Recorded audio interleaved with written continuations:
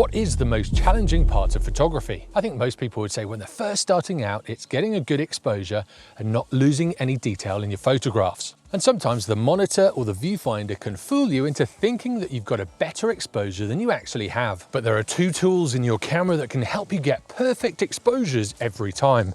The second one's my favorite. I keep that one on constantly.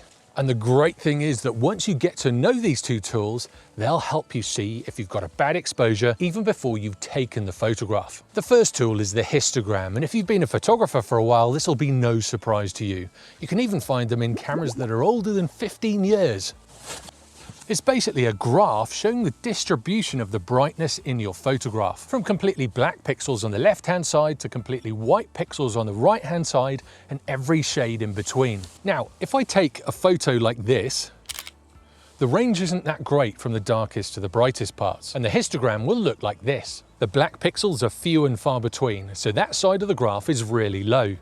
The medium brightness pixels are plentiful, so this is why the graph is taller in the middle. And with the white pixels, there aren't that many either, and this is why this part of the graph is low as well.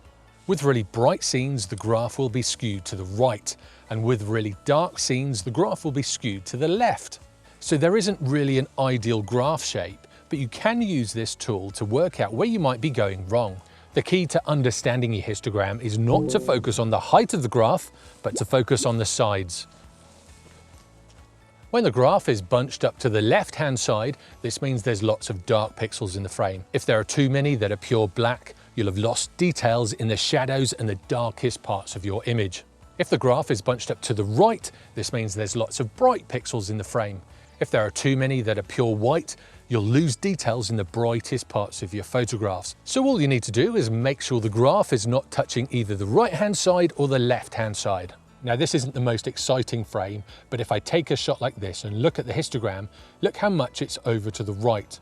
To compensate for this, all you need to do is shorten your exposure by using a faster shutter speed or by closing your aperture down using a bigger f number.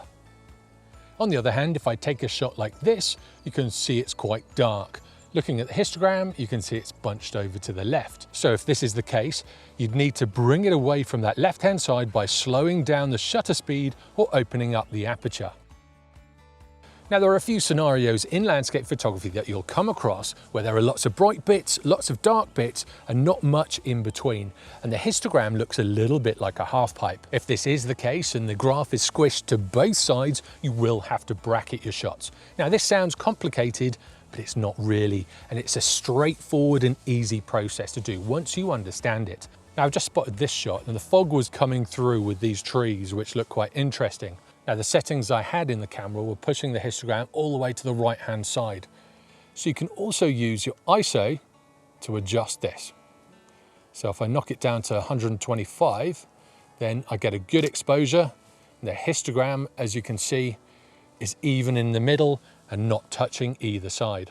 Now, what problems do you have with exposure?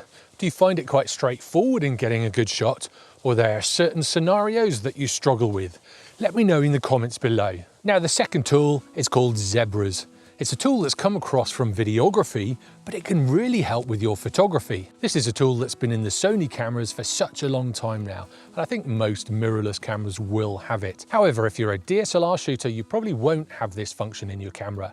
Now, there is a setting in DSLR cameras that's very similar to this, and this function's called the blinkies. When you look back at your photos, you can turn this on and it'll flash anything that's overexposed or underexposed. I think they've got the name highlight alert. This may differ slightly depending on what brand you have. Now the zebra function is very much like the blinkies, but it'll put it on the back of the screen or in your EVF before you've even taken the photograph. Zebras will basically show with lines like this when a part of your image is over a certain level of brightness. In all of the Sony cameras, it's under zebras in the menus, and they've changed the menu so many times that it could be in very different places. So you've just got to look for the zebra function. So find the zebra function in your menu, turn that on, and then set it to 100 plus.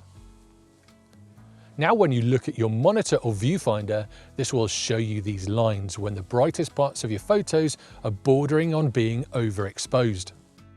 When I frame up the shot and see these, I'll then change my exposure until these are only just about showing.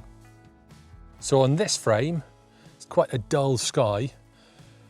So I'll probably take it to there because it's only just about showing the zebras. If I click it down one more, the land becomes really dark. If I put it there, I know I'll get a good exposure with details in the shadows and the highlights in a scene like this. You want to get it so they're just about showing, but not dominating the sky or dominating the brightest parts of your photograph. And when I get it to this level, I know that the highlights will still have details in them. Now, there are a few things that you need to be aware of when using zebras.